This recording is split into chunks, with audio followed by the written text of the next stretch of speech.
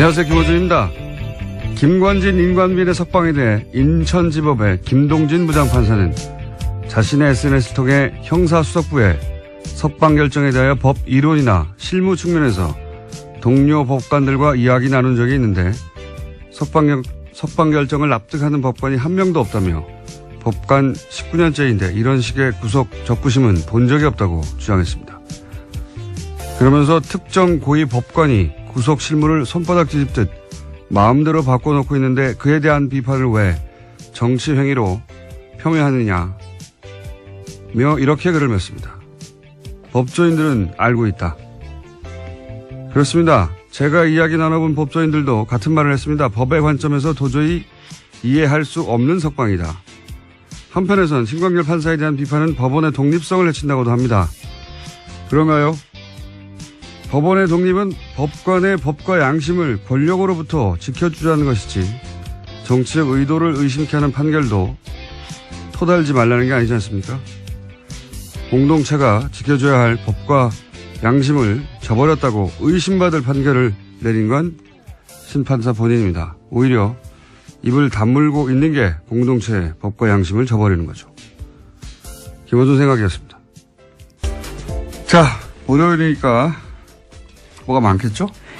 네, 뉴스가 많습니다. 뉴스가 많고, 예, 오늘 미니도 있고 게스트도 많습니다. 자, 오늘 속도를 좀 빨리 해서 달려가 보죠. 첫 번째 뉴스는 뭡니까? 네, 어제 사고가 있었습니다. 인천 영흥도 인근 해상에서 낚싯배가 급유선과 부딪힌 뒤 전복되는 사고가 있었는데요. 배에 탄 22명 중 13명이 숨졌습니다. 그리고 2명이 현재 실종 상태인데 밤새 실종자 수색에 나섰지만 아직까지 찾고 있지 못하고 있습니다. 해경은 어제 충돌 선박 선장과 선원 2명을 업무상 과실치사 혐의로 긴급 체포했습니다. 세월호 때와 이제 대처를 비교하려는 어쩔 수 없는, 예, 기자들의 어떤 속성 때문에 관련해서 굉장히 많을 수밖에 없는 뉴스예요. 예. 정상적인 정부라면 사실은 다를 수밖에 없고 대처가, 문재인 정부의 대처가 지금 특별할 건 없다고 보는데 저는 정상적이라면 다 이렇게 했었어야 되니까. 근데 이제 거꾸로 문재인 정부에서 대처하는 걸 보니까 다시 박근혜 정부 때 안 했던 게 눈에 띕니다. 예, 이 뉴스를 보니까. 가장 먼저 눈에 띄는 게 해군 투입이에요, 해군 투입. 예, 이번에는 해군 함정이 16척인가요? 그리고 헬기도 투입되고, 그리고 해군 소속 잠수사들 20여 명 투입되고 즉각. 근데 당시로 되돌아 가보면 황기철 전 해군 참모총장이 통영함이 구조함이었거든요. 예. 출동 명령을 내리는데 상부라고만 표현됐는데 도대체 누가 정확하게 제재했는지는 안 나오고 상부가 출동을 제지하고. 근데 말이 안 되잖아요. 지금 조그만 이 낚싯배가 지금 사고가 났는데도 좀 배가 16척이 갔는데 그래서 구조 전문 함정인데 게다가 근처에 있었어요. 통영함. 출동 명령을 다시 내리죠. 예. 말이 안 된다고. 또다시 제지하면서 해서 못 갔는데 그러고 나서 이제 황 총장은 그에 사퇴합니다. 예. 사퇴를 당했다고 저는 보는데 당하고 그 다음 해에 곧바로 납품 비리로 구속이 돼요. 그리고 나서 1심, 2심 대법원 모두 무죄가 되긴 했죠. 예. 예. 그리고 되돌아보면 통영함 출동을 제지한 게 누군가. 제지할 수 있는 사람은 합참의장, 국방부 장관, 대통령, 세분밖에 없어요. 해군 총장이 배를 출동시키라고 했는데 왜 사고가 나서 못하겠단 말이죠. 그게 이제 괘씸해서 이 양반을 찍어내고 납품비리 만들어서 억지로 엮어 넣었다가 결국은 무죄가 됐지만 이때 누가 막았는지, 왜 막았는지 저는 다시 한번 이야기돼야 되는 사안이라고 봅니다. 네. 거꾸로 이제 정상적인 대처를 보다 보니까 그때 왜 안 했느냐 하는 게 다시 되짚어 주게 되는 사건이고 앞으로 당분간 그런 얘기가 나올 거라고 봅니다. 예. 다음 뉴스는요. 네, 최윤수 전 국정원 2차장에 대한 구속영장이 지난 2일 기각됐습니다. 최 전 차장은 이석수 전 특별감찰관 등을 불법 사찰하고 문화계 블랙리스트 작성에 관여한 혐의를 받고 있는데요. 서울중앙지법 오민석 영장전담 판사가 밝힌 이유는 이렇습니다. 최 전 차장이 범행가담 경위와 정도에 비춰서 구속의 필요성을 인정하기 어렵다라면서요. 기각 사유를 밝혔습니다. 이건 참, 저희가 이정렬 판사가 그렇지 않아서 준비되어 있습니다. 전 판사님이. 이건 이제 이석수 전 특별감찰관이, 뒷조사를 당한 건 명백하단 말이죠. 그래서 뒷조사를 한 내용을 우병우 수석에게 전달한 추 전 국장은 구속됐어요. 이 일로. 네, 심지어 추 전 국장 같은 경우에는요, 검찰 조사에서 이러한 불만을 말하기도 했다라고 채널A가 보도하고 있는데, 추 전 국장은 청와대 보고는 상관의 지시에 따른 거였다라고 인정하면서 자기가 범죄를 저지른 거면 이를 지시한 최윤수 전 차장도 범죄자다 이렇게 이야기하고 있다고 합니다. 너무 당연하죠. 자기 보고 그걸 하라고 시킨 사람은 구속이 안 된 거 아니에요. 자기는 그 일을 했을 뿐인데, 이게 이제 이 영장은 결국은, 추 국장 이야기는 최윤수 전 국정원 차장이 시켜서 한 일인데, 왜 나만 구속되냐 이 말이고, 법원이 이제 시킨 사람은 풀어준 건데, 이게 이제 우병우 전 수석 영장으로 가는 징검다리였었다고 다들 이제 추정하는 건데, 이걸 우병우 전 수석 영장이 발부돼서는 안 되니까 막은 게 아니겠느냐, 이렇게 얘기들 할 수밖에 없는 상황인 거죠. 예. 이명박 정부에서는 김관진, 박근혜 정부에서는 우병우. 이 두 사람은 절대 구속되면 안 되는 사람이라고 봅니다. 네. 관련 영장이 계속 기각되고 있어요. 요건 이정렬 판사하고 저희가 다뤄보겠습니다. 자, 다음 순서는 뭡니까? 네, 그래서 관련해서 계속해서 혐의가 나오고 있는데요. 우병우 전 수석 관련된 혐의입니다. 과학계에서도 블랙리스트가 작성됐다라고 JTBC가 보도했는데요. 박근혜 정부 시절에 우병우 전 수석이 이끌던 청와대 민정수석실에서 국정원을 동원해서 과학기술계를 감시했다라는 겁니다.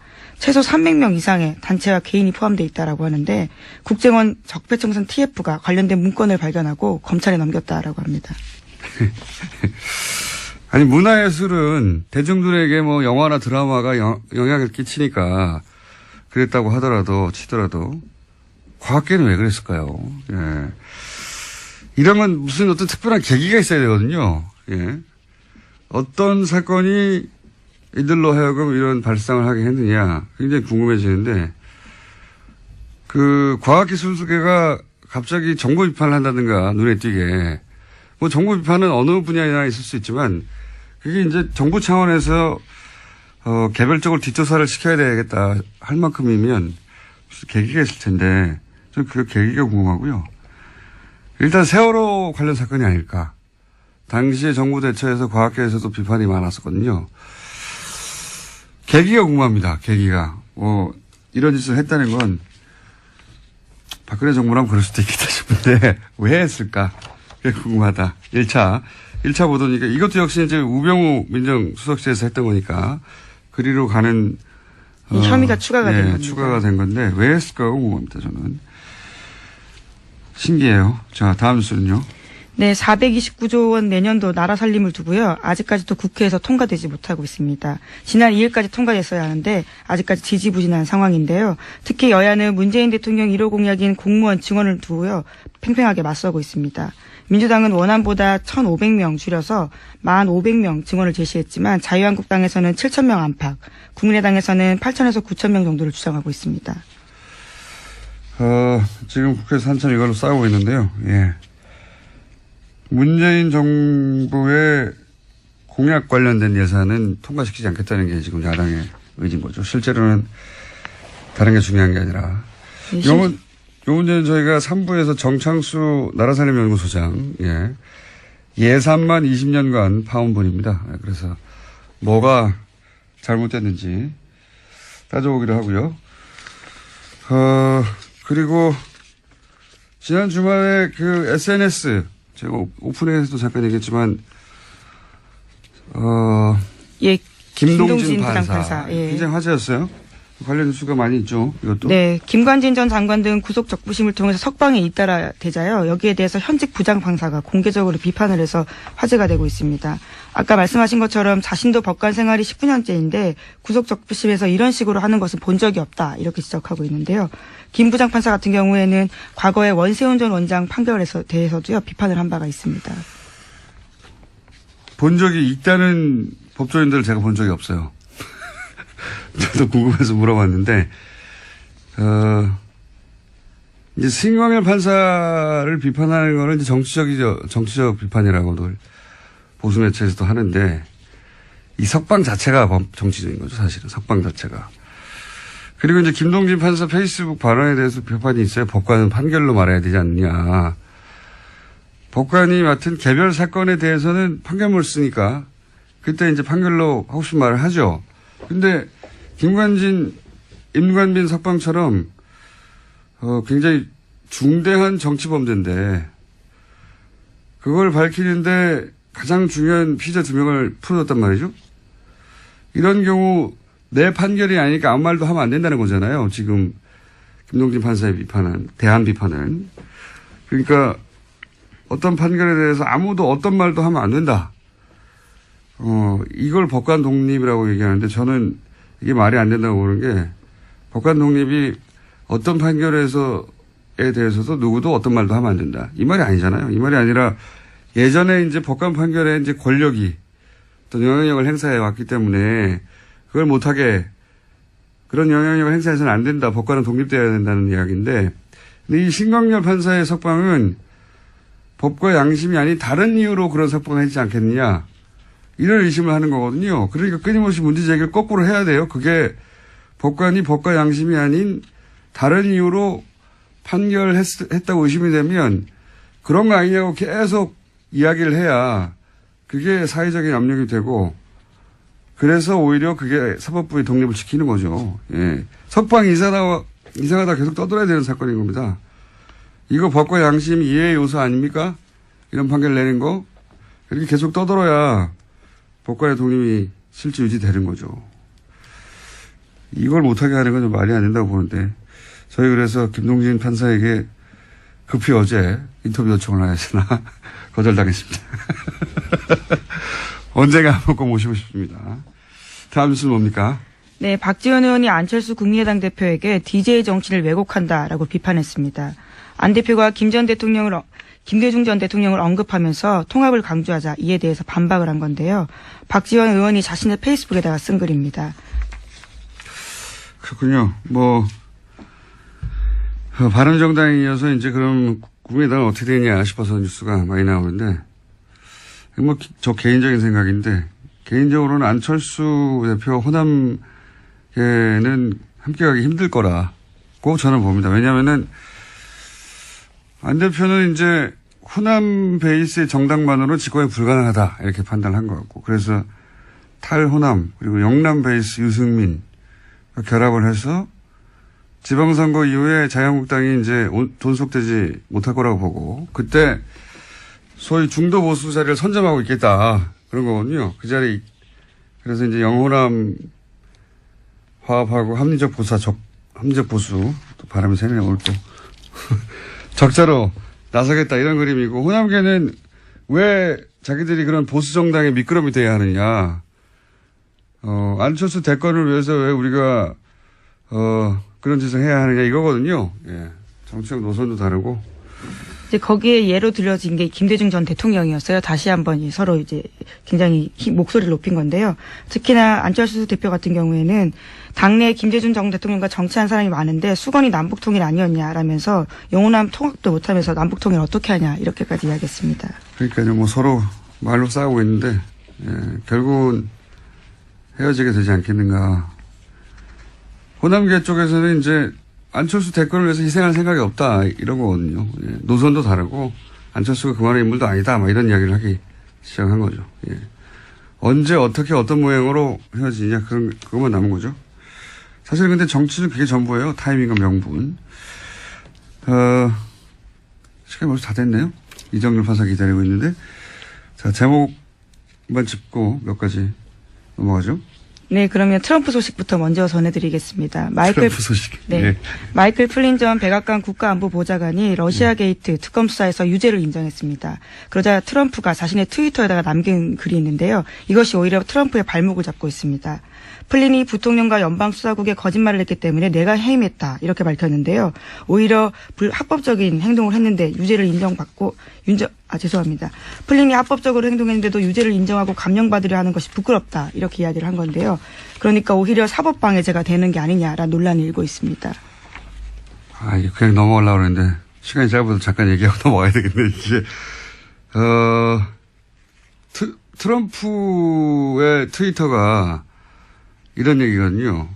플린을 해고한 이유는 그가 거짓말했기 때문이다. 인수위 기간, 이제 미국 대통령 인수위 기간에 있었던 일은 합법적이었다. 이렇게 썼어요.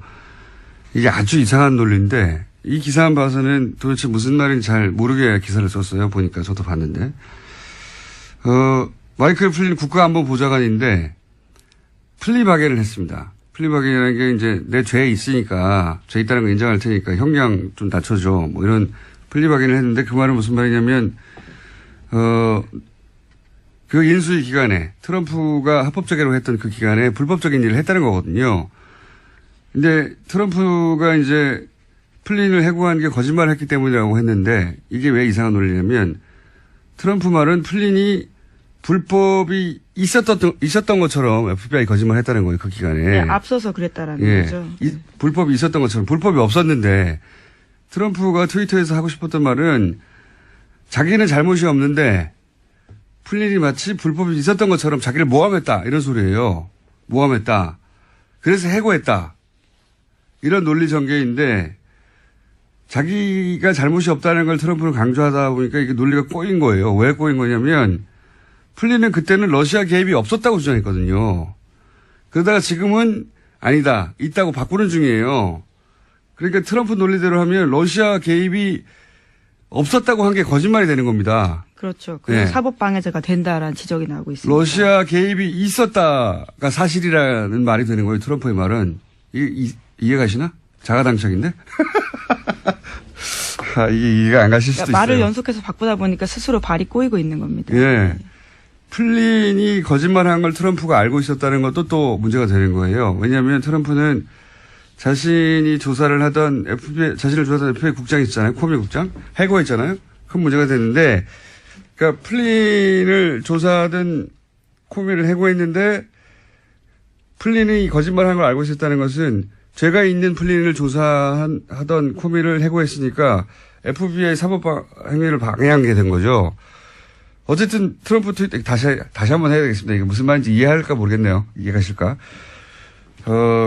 거짓말을 하다가 결국은 자기한테 굉장히 불리한 트위터를 썼다. 이거예요. 거짓말을 하다가 연속으로. 이거 다시 한번 해야 될 것 같습니다. 자, 오늘 여기까지 하고요. 어쨌든 논리가 정반대로 꼬였다는 거고. 여기까지 해야 되겠습니다. 시사인의 김은지였습니다. 감사합니다. 네. 바로 이어서 이정열 전 영장 해설 전담 판사 연결됐습니다. 안녕하십니까? 네, 안녕하세요, 공장장님. 네. 월요일이라 말을 꼬이고 혀도 꼬이고 하고 있는 와중인데. 아니요. 자, 알아들었습니다. 알아들으셨어요? 네. 네. 이 말은 나는 똑똑하다 이 말이죠. 아이, 무슨 말씀을. 자, 우선 시간 역순으로 네. 최윤수 국정원 2차장 영장이 기각됐습니다. 이거 예상하셨던 바입니까? 그게 쉽지는 않았어요. 아마 청취자님들도 마찬가지일 텐데, 당연히 풀리지 않겠냐 생각을 하셨을 거고, 저도 비슷했는데, 일단은 어떻든 풀리든 안 풀리든 간에 이종명 전 차장하고 아까 언급하셨던 최윤수 전 차장하고 같이 가지 않겠나라는 생각은 했어요. 한쪽이 풀리면 다른 쪽도 풀리고, 한쪽이 들어가면 다른 쪽도 들어가고, 이랬었을 것 같거든요. 얘기 들어보면은 또 이런 말씀하시는 분들도 계시더라고요. 이 김관진 전 장관이나 임관빈 전 실장 같은 경우는 이제 종전에 그 이명박 박근혜 정권 때 무기거래 관련이 있는 사람들이라 입을 막을 필요가 있어서 꼭 풀어줘야 되는데, 지금 이 전 차장은 무기거래랑 관련이 없으니까 그냥 적부심에서 못 나오지 않겠냐 이런 얘기를 하시는 분들도 계시던데, 아무튼 이제 구속되지 않겠나 싶었어요. 최 전 차장도 이종명 전 차장 적부심에서 못 나가니까.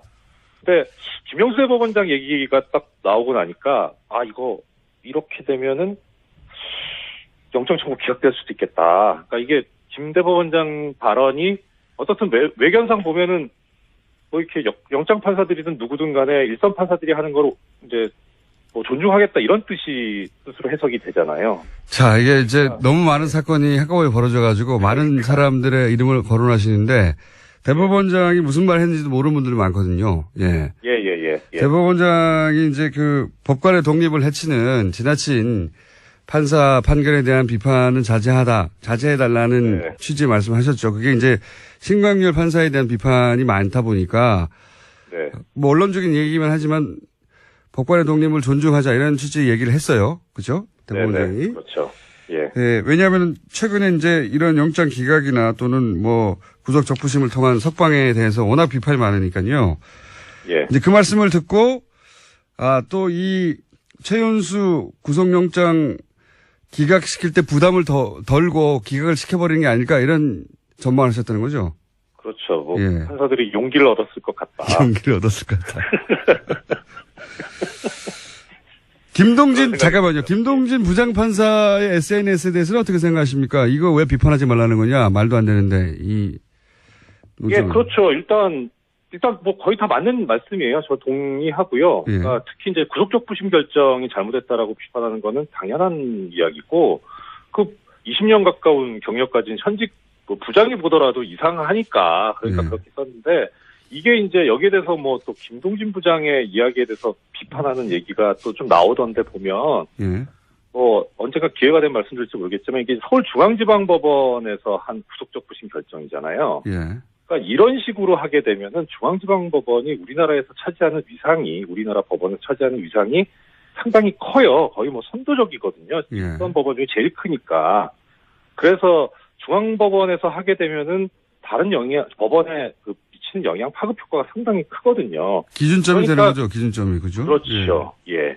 그래서 김동진 부장 입장에서 보면 지금 김동진 부장이 무슨 업무를 맡고 있는지까지는 제가 잘은 모르겠지만, 어쨌든 다른 판사들을 봤을 때 이게 지금 앞으로 구속적 부심이 이제 큰일 난 거예요. 긴급체포 위법하다고 이런 식으로 해버리면, 뭐 심지어 이제 변호사 몇 분 만나보니까 변호사를 이제 신났다. 이런 식으로 하면 다 풀린다 이제. 이런 식으로 다 풀 났다 수 뭐 있다. 이런 얘기 하더라고요. 예. 예. 그러니까 김동진 부장 입장에서 보면은 이거 이제 자기들 업무하고 관련이 있는 거예요 이제는. 그렇군요. 그러니까 단지 이게 뭐 무슨 뭐 법관은 판결로만 말했는데 이런 문제가 아닌 거죠. 자기하고 지금 관련이 있어요. 그러니까 거기에 대한 비판은 전혀 타당하지 않고요. 그리고 그 이제 대법원장 발언에 대해서 김동진 부장이 또 얘기를 하는 게 있던데, 예. 그 부분은 막 김 부장 같은 이제 뭐 양심적이고 정의로운 판사 입장에서는 사실 이 대법원장 발언이 좀 답답할 거예요. 언론이니까. 예. 그렇죠. 예, 뭐 적폐청산이 시급한데 언제 지금 이런 거 지금 뭐 이렇게 옹호해선 되겠느냐 이렇게 생각이 드는데, 그거는 내부에서 이제 그 김 부장 같은 그런 그 견해일 것 같고, 완전 시간이 있으면 말씀드리겠지만은 제가 보기에는 크게 뭐 염두에 둘 만한 이야기는 아니지 않나 싶거든요. 그냥 원론을 얘기했을 뿐이다. 네, 그렇죠. 그리고 그렇게 얘기할 수밖에 없는 상황이고요. 또 그리고 대법원장 입장에서는 그러니까 크게 뭐 염두에 둘 필요는 없고, 오히려 그 대법원장 얘기 중에 이제 뭐 정치적인 그 목적을 가지고 이렇게 법관의 판단에 대해서 비난하는 건 옳지 않다 이렇게 하고 있는데, 정치적인 목적 갖고 있으면 안 되죠. 예. 그런데 우리 같은 일반인들은 정치적인 목적이 없잖아요. 그러니까 하면 되죠. 열심히 하면 되죠. 아니, 근데 석방 자체가 정치적 의도를 가지고 한 게 아니냐고 의심받는 거 아닙니까? 법리로 이해가 그렇죠. 안 되니까. 예. 맞습니다. 이미 석방이 정치적인데 그걸 비판하는 게 안 된다는 건 말이 안 되는 것 같고요. 예. 네. 시간이 있을지 모르겠다고 계속 말씀하셨는데 시간이 있은 적이 없어요, 저희가. 그러게요. 오늘은 그러면 간단하게 하나만 정리를 하고 내일이나 네. 모레 다시 하죠, 또. 네, 알겠습니다. 연결해서 하겠는데. 예. 이 최윤수 국정원 2차장을 이제 기각될 거라고 예상했던 사람들의 이때까지 계속 기각됐던 게 우병우 전 수석과 관련된 건 다 기각됐으니까 네. 이 구속영장 청구도 기각될 거라고 이렇게 생각을 했단 말이죠. 이건 이제 법리는 네네. 모르고 예. 계속 이어진 정치적 상황 속에서 그렇게 예상을 했는데, 법리적으로 볼 때 최윤수 국정원 2차장을 기각하는 게 맞는 겁니까? 여기까지만 딱 하고 다음 시간에 다시 하죠. 더 말씀드리면 잘못됐죠. 아까도 말씀하셨지만 영장 기각 이유를 보면 가장 중요한 게 이제 피의자의 범행 가담 정도와 경위에 비추어서 구속하기는 뭐 이제 적당하지 않다는 거잖아요. 근데 추국장은 부하 직원인데 구속됐잖아요. 똑같은 일을 했는데. 그러니까요. 네. 그러니까 도대체 어느 정도 돼야 이 가담 정도와 경위가 중하다고 보는 거냐라는 건데. 예. 근데 말씀드린 대로 그 형평성에도 안 맞고 그래서 잘못된 건데, 어떻든 뭐 해놨으니까 이게 참 이제 앞으로 어떻게 될 것인가도 보면, 우병우 전 수석 같은 경우에는 본인도 체념한 것 같았거든요. 뭐 숙명이라면 받아들이겠다 이런 말도 했잖아요. 예. 그래서 뭐 거의 다 이제 구속이 이번엔 되는 거구나 있는 싶었던 것 같은데요. 네. 그죠? 그렇죠. 왜냐하면 그런데 이렇게 되니까 예. 부하 직원이 구속됐는데 상사는 풀어줄 수 없다는 게 본인도 법조인 출신인데 예. 그렇죠. 그렇게 예. 생각했을 텐데 의외로 풀어주니까 깜짝 놀랐을 것 같아요. 그렇죠. 그래 그런 것 같아요. 그랬을 것 같아요. 그래서 일단은 맞고 틀리고를 떠나서 이번 최 전 차장 영장 기각 결정만 놓고 본다면 예. 이 가담 정도가 제일 높은 사람이 누구냐 예. 했을 때 이걸 전부 다 박근혜 전 대통령한테 밀어버린다면 우전 수석도 사실 또 영장 기각 가능성이 있죠. 그렇게만 보면. 그래서 지난번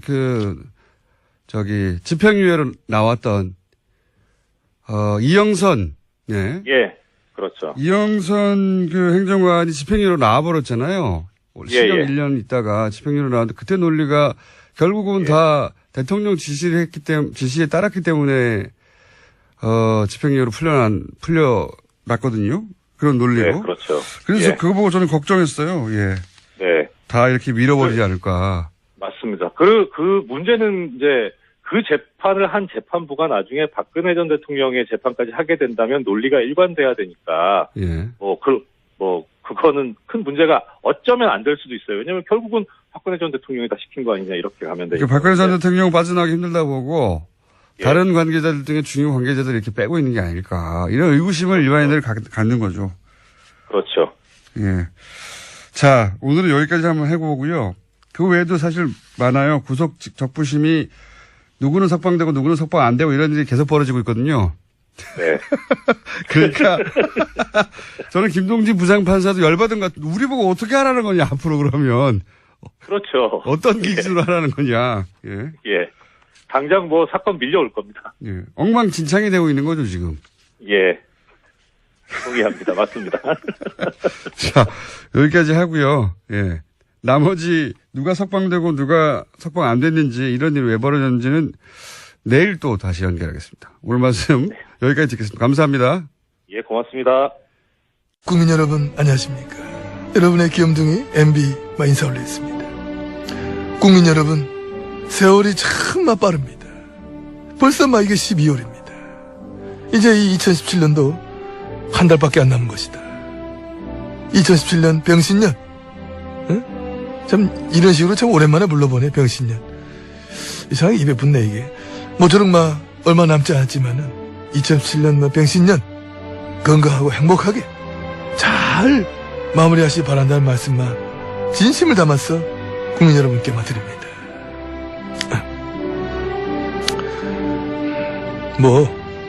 끝났어. 뭘 더 말해. 뭔 얘기를 더 해. 진우야, 끝났다고. 눈을 떼고 어떻게 쳐다보나? 아이고, 참나. 됐다고. 나 너 이제 안 키워줘. 내가 네 얘기나 자꾸 해줄 것 같아? 네 바라는 대로 안 해줘. 봐보면 저때 은근히 나한테 기대한다니까? 진우 저거나 저 털보 저거. 내가 키워놓은 거 아니야. 저 괜히 키워준 것 같아. 이제부터 난 너네 얘기 안 해. 내 얘기하면 너네 뜬다고. 저것들 말이야. 내가 키워준 것도 모르고. 특히 털보 저거. 진우 너 마찬가지야. 눈 안 깔아? 진우 기자 나왔습니다. 안녕하십니까. 네. 안원구 전 대구지방국세청장님 나오셨습니다. 안녕하십니까. 예, 안녕하십니까. 소개를 꼭 다시 해야 되나 싶긴 한데, 두 분을. 어쨌든 두 분이 나와 계시고, 오늘 또 이제 얘기할 내용은, 좀 오래된 내용인데, 다시 되짚어 볼 필요가 있습니다. 왜냐면 여기에 또 비자금이 또 동원됐다는 의혹이 있기 때문에, 뭐냐면은, 이명박 전 대통령의 사저, 예. 그리고 박근혜 전 대통령의 사저, 네, 내곡동 땅이죠. 그리고 평창 땅이고. 예. 네. 요 두 사저에는 공통점이 있다. 네, 사저 구입 관련해서. 이 사저 부지 관련해가지고 공통점이 있다는 건데, 우선 이명박 전 대통령 사저는 사실 특검까지 갔던 사안이라. 예. 네. 그리고 이 내곡동 사저의 특검은 여기 나와 있는 주진우 기자의 취재로 사실 시작된 겁니다. 네. 특검 전문이에요. 주진우 기자가. 특검 몇 건 했어요. 네. BBK 특검과 네. 내곡동 땅 특검 그리고 김어준 총수와 공동으로 선관위 디도스 사건. 네. 선관위 디도스 사건 특검. 제가 했던 것을 기억해 주시기 바랍니다. 특검 유발자. 자, 그런데 이 내곡동, 이명박 전 대통령 내곡동 사저 구입권은, 약간 각도를 달리해서 바라보면, 이거 이명박 전 대통령이 땅 투기한 거 아니야? 예. 기획부동산 아니었어, 이명박 전 대통령의? 그런 점이 있습니다. 상당히 농후합니다. 네. 그때 특검은 이제 구입 자금에 집중했거든요. 네, 구입 자금도 이상합니다. 많은, 그보다 훨씬 더 근본적으로 이 땅은 원래 본인 땅인데 이렇게 쿠션 맞고 돌아와가지고 이거 그때 그린벨트를 다 풀고 나중에 닦아 올라가면은 부동산 투기 이익을 보려고 했던 거 아닌가? 이런 의혹이 있어요. 사실 내곡동 그 사저터 내곡동 땅을 찾게 된 이유가 제가 그 동네에서 밥을 먹는데 이명박 대통령 주변 사람들이 내곡동 주변의 그린벨트 땅을 마구 사들이고 있다는 증언이 있었어요. 그리고 그 부동산 업자를 저도 만나봤습니다. 네. 야밤에 새벽에 같이 갔어. 네. 그리고 그 사저로 그 예정지 뒷부분에 예비군 훈련장이 있었어요. 그런데 군이 자꾸 와서 예비군 훈련장을 옮기려고 했어요. 그러니까 내곡동 사저가 이명박 대통령이 들어오고 그리고 예비군 훈련장이 사라지면서 자연스럽게 그린벨트가 풀려서 거기가 상업지구나 주택지구로 바뀌면서 막대한 시세 차익을 얻는다. 그게 이명박 대통령 주변에서 갔던 그 시세 차익만 얻는 것이 아니라 그 아들에게 그렇죠. 그 땅을 그 우회 증여, 네. 그렇죠. 증여를 해서 그 또 차익을 아들한테 그냥 넘기고 국가 예산을 거기다가 또 얹어가지고 아들한테 물려주려고 한 그런 정황이 있는데. 자, 이게 이제 오래된 사건이라 이게 이제 포괄적인 내용이고 좀 자세히 들여다보겠습니다. 자세히 들여다보면 이명박 전 대통령은 단순히 한 가지 일 때문에 이 일을 한 게 아니고 그렇습니다. 굉장히 복합적으로. 예. 그분은 그렇게 꼼꼼하시고 위대하신 분입니다. 그러니까 이게 지금은 비자금 얘기만 계속 나오거든요. 그 땅 구입할 때 돈을 누가 줬다는데 그 사실이 아니라는데 이런 얘기만 나오는데 그건 제껴놓고 그것도 한 덩어리 있습니다. 그 이전에 이 땅은 이명박 전 대통령의 임기 중 마지막 기획 부동산이 아니었나 싶은 의혹이 있어요. 이 땅은 2004년과 2005년 박안무개 씨가 매입합니다. 그런데 이분은 서울시에서 산하기관이었죠. 서울시정개발연구원 팀장을 지냅니다. 이명박 시절에 이 땅을 탑니다. 그리고 이명박 서울시장 시절에 예. 서울시 산하 공무원이 이 땅을 사요. 그리고는 2010년 1월 15일에 그 박 팀장이 유안무개 씨라는 사람한테 그냥 증여합니다. 여기서부터 정말 골 때립니다. 이게 당시 사건이 여기까지는 안 갔거든요. 그렇습니다. 예. 여기까지는 안 가고 돈 어디서 샀냐에 특검이 맞췄는데 생각해 보세요. 이명박 서울시장이 되고 난 다음에 그린벨트로 묶여있던 땅을 이명박 서울시 산하의 공무원 한 사람이 사요. 그렇죠. 그런 다음에 대통령이 된 다음에 이 땅을 유모 씨라고 하는 밥집 하던 분에게 줍니다. 그냥. 그리고 거기는 주택가가 아니라 거기는 산이에요. 야산이 되어서 그린벨트 지원인데 그 집만 그린벨트를 풀어줘요. 이렇게 배꼽으로. 그러니까 땅이 쭉 이렇게 쭉 있으면 네. 볼록 들어간 그렇죠. 배꼽처럼. 예. 조그만 땅만 딱 그린벨트 풀어줍니다. 그죠? 네. 배꼽으로 거기만 그린벨트가 풀려가지고 거기가 고급 한정식 집에 들어옵니다. 그 당시 수양이었죠. 그 네네, 한정식 이름이. 네. 그 이상한 부분을 좀 말씀해 주세요. 청장님 또. 그 수양이라는 한정식을 한정식 주입니다. 그 대지로 풀어줌으로써 그 가격이 완전 급등을 하죠. 그 당연히. 땅에. 예. 전부 다 옆에는 그린벨트인데 고기만 볼록 튀어나오게 예. 풀어줍니다. 그거까지만 해도 너무 이상한데 그 뒤를 그 땅을 이시영 씨가 사게 하고 예. 그 주변을 경호실에서 또 삽니다. 이게 왜 이상한지 설명해 주세요. 그 경호실에 사는데 그 총 들어간 돈이 54억으로 돼 있는데요. 예. 그 대지는 공시지가가 14억으로 돼 있었고요. 그런데 11억에 사죠. 예. 그 이시영 씨는 공시지가보다도 낮게 사는 것이고요. 그러니까 적어도 절반 가격으로 사는 그렇습니다. 겁니다. 이시영 씨는 그러니까 이 밥집 하시던 분이 땅을 공짜로 받았잖아요. 20몇 억 땅을 그냥 공짜로 받아요. 이런 신기한 일이. 그런 다음에 이 땅을 이시영 씨는 그 공시지가도 안 되는 돈으로 사요. 예, 예. 실제 그 금액이 한 반값으로 사는 거죠. 실제 금액의 반값으로. 예, 그리고 그 뒤에 또 더 이상한 것은 뒤에 이때 동원된 돈이 비자금이다. 예. 라는 이제 수사를 특검이 한 거예요. 그렇습니다. 근데 우리는 그 돈이 비자금인 건 당연하고 애초에 이 땅 누구 거야? 이것이 질문을 다시 해야 된다. 그렇습니다. 예? 그렇게 사고로 더 이상한 건 주변 땅이죠. 그 주변 땅을 이제 경호실에서 실제로 공시지가가 한 4억밖에 안 되는데 예. 43억을 주고 삽니다. 임야거든요. 그린벨트여서 아무것도 쓸 수 없는 집이거든요. 거기다가 땅이거든요. 맹지예요. 맹지요. 길이 없는 맹지였어요. 예. 저도 제가 이 내곡동 사저터를 발견하고 그 옆에 10평짜리 땅이 나왔어요. 근데 너무 싸가지고 제가 알박기로 원두막을 지으려고 살려고 그랬었어요. 맞다. 그때 저희가 미친 사람이었거든요. 그래가지고 지금 안할부 성장이 플란다스 이렇게 하는 것처럼 이거 알바끼로 사자. 그랬을 텐데 너무 이상하죠. 정리하면 원래 그린벨트여서 예, 굉장히 싼 땅이죠. 예. 개발 여지가 없기 때문에 그린벨트이기 때문에 네. 산이에요. 산. 네. 거기다가 조그만 땅을 하나 삽니다. 서울시장 시절에 서울시 공무원 누군가가 예. 누군지는 알고 있습니다. 저희도 삽니다. 그걸 산 다음에 대통령이 된 다음에 이 땅을 어떤 아주머니에게 팔아요. 파는 게 아니라 줘요. 줘요. 증여. 그냥 줍니다. 준 다음에 그 기간 동안 거기서 한정식을 하라고 하면서 그 땅만 그린벨트를 풀어주죠. 네. 예. 그걸 이시영 씨가 그 땅값의 절반 가격으로 사요. 그렇습니다. 그런 다음에 그 주변 땅들은 10배 넘는 가격으로 10배 넘는 가격으로 세금으로 삽니다.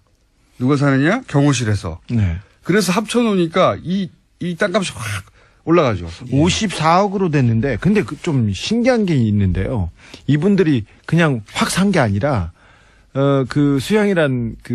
수양이라는 한정식 집의 주인이 처음에는 80억에 바깥에다 내놓는 척을 해요. 네, 네. 근데 그 땅이 맹지고 그린벨트인데 누가 80억에 사겠어요? 말도 안 되는 거죠. 네. 액션을 스텝을 하나 취해놓고. 그걸 또 싸게 50억에 샀다고 이제 주장하는 그렇죠. 거죠. 그렇게 네. 주장해요. 다 꼼꼼하게 절차를 이루어져요. 그리고 특검 시작하자마자 유모 씨는 도망을 갑니다. 아니, 유모 씨는 미국에서 아예 오지도 않았고요. 유모 씨는 수사 안 했어. 네. 이 땅 공짜로 받은 사람 왜 당신은 공짜로 땅을 받았냐? 물어봐야 되는데. 특검에서 수사를 했는데 여기는 특검은 열심히 하려고 했어요. 근데 유모 씨는 전혀 귀국하지 않았고요. 유모 씨 딸하고 전화 통화가 됐는데요. 그 땅은 어떻게 됐어요? 그래서 끝났어요. 수사를 안 했어요, 이거는. 네. 이게 진짜 이상한 건 대목이거든요, 이 땅. 그 대목 이외에 또 한 가지 대목이 사실 대통령 그 사저에다가 경호동을 짓는 것은 네. 전직 대통령 예우에 관한 법률에 의해 가지고 짓지 않습니까? 그러면 그 대통령 대통령이기 때문에 짓는 거죠. 그런데 대통령 아들이 딴 땅에다가 경호동을 짓는다는 것은 있을 수 없는 일이죠. 네, 이거 유사일에 처음이었을 겁니다. 증여 어차피 사서 지을 거 아들한테 줘야 되니까 증여세 회피 이게 논란이 있었죠. 사전 증여죠. 그것도 있죠. 그러니까 아들이 산 땅은 아주 싸게 사고 네. 나머지 땅들은 크게 비싸게 샀어요. 정부 돈으로.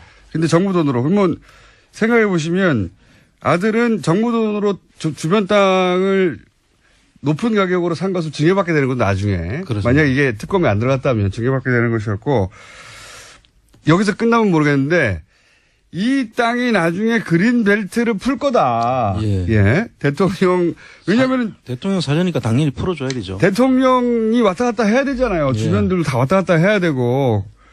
그래서 그러면 이 내곡동 땅이 땅값이 확 원래 그린벨트로 묶여있던 게 그린벨트를 풀면서 확 올라갔을 때 누가 이득을 보느냐. 그 주변 땅 소유자들이죠. 그 주변 땅 소유자들의 혹시 이명박 친인척이 없느냐. 이미 이상득 씨가 농장을 하고 있어요. 농원 500m 거리에서. 그리고 오세훈 전 시장 부인도 거기서 큰 땅을 가지고 있는데 더더욱이 그 주변에 땅 거래가 많았습니다. 그런데 이명박 대통령 주변에서 가차명으로 다 많이 샀어요. 수서, 내곡동, 세곡동 일대를 다 샀어요. 그러니까요. 예. 그래서 이렇게 보십시오. 하나는 아들에게 세금으로 집 좋은 걸 장만해서 물려준다는 게 그렇죠. 그런 계획이 하나 있고 그다음에 그 땅에 그 가치를 높여가지고 예. 이미 사 놓았던 그렇습니다. 가족들 7인척의 시세 차익을 크게 올린다는 계획 하나. 예? 근데 이게 언제부터 시작됐냐? 서울시장 취임할 때 이미 시작된 거 아니냐. 이렇게 계획성 있고 이렇게 부지런한 사람들이 있습니다. 네. 그래서 이명박 대통령 관련해서는 항상 1차 방정식이 아니고 고차 방정식으로 풀어야 되기 때문에. 한 세 가지 종류의 이득을 동시에 얻을 수 있는 그런 의혹이 있는 게 이명박 전 대통령의 사전 매입이에요. 여기에 이제 물론 그 동원됐던 돈도 다 비자금이라고 하는 의혹들이 많죠. 예, 그 돈 얘기를 조금 해야 되는데 2013년 5월 24일입니다. 원래 5월 23일이라고 했다가 거짓말이 들통나서 죄송합니다. 거짓말이 들통나서 5월 14일로 바뀌었는데 특검에서 이제 이렇게 그 얘기를 했어요. 그 구이동 이상은 씨 집 베란다에서 현금을 6억 원을 받아가지고 그것 10,000원권으로 네. 6억. 얼마나 많습니까? 보스턴 가방과 노트북 가방, 여행용 가방에 들고 와가지고 청와대 붙박이장에 넣어두었다가 김아무개 행정관이 나중에 보관했다가 주었다 이런 식으로 얘기를 했는데 이게 이제 알리바이를 그렇게 구성했어요. 자, 이시영 씨가 왜 이시영 씨 돈을 큰아버지 집에 뒀는지 모르겠는데 큰아버지 집 베란다에 두고 있다가 6억을 쌓아놓고 그걸 받아가지고 청와대에 넣었다가 이거 줬다는 거예요. 그렇죠. 말도 안 되는 소리죠. 알리바이 자체가. 근데 그 옆에 있었다는 큰아버지, 큰어머니 그 박아무지개 씨가 그 특검 수사관이 물어보니까 돈 6억 원을 저기서 주셨죠? 그러니까 저희가요? 금시초문인데요. 네, 금시초문이라고 얘기했었어요. 이빨이 안 맞았죠 이때. 네. 근데 그 만들어진 2013년 5월 23일. 23일 2013년입니까? 2011년 아닌가요? 2012년 23일. 별로 안 중요합니다. 네. 어쨌든 그런 날이 자, 있어요. 5월 24일 돈을 받았다는 그날 이상은 씨가 베란다에서 돈을 줬다는 그날 이상은 씨는 서울 구이동에 있지 않고 그때 경주에 있었어요. 그러니까. 예. 경주에 있었고 이시영 씨, 이명박의 아들 이시영 씨도 그때 그 자리에 없었어요. 그 증언을 돈을 준 사람과 받은 사람 둘 다 서울에 없었어요. 없었는데 그 증거를 그 알리바이를 만들어 옵니다. 고속도로 통행증도 만들어 옵니다. 이 부분에 대한 증언과 증거는 차후에 저희가 공개하겠습니다. 이 당시 큰어머니가 저한테 받았대요? 이렇게 말합니다. 예. 그 서울에 있었던 큰엄마는 준 적이 없다고 하고 줬다고 하는 큰아버지하고 받았다는 이시영 씨는 서울에 없었어요. 그 자리에 아예. 없었어요. 그래서 예. 그 6억의 비자금 문제가 또 최근에 진선미 의원이 밝힌 힐스테이트 전세금 예. 그 6억 4천입니까? 그거 저희가 다 해놨어요. 그때 몇 년 전에 저희가 다 했어요. 그래서 잠깐만요. 이거 이명박 대통령까지밖에 못했는데 거의 시간이 다 됐어. 오늘은 이야기를 마무리를 아니 해서 시작도 안 했는데 박근혜 대통령까지 못 갔는데 아니 시작도 안 했잖아요 지금. 박근혜 대통령까지 못 갔는데 3부에서 10분 저희가 더 하고 일단 박근혜 대통령 공통점까지는 얘기해야지 이게 예, 마무리가 되는 거 아니겠습니까? 네. 주진우 기자, 안홍구 청장님.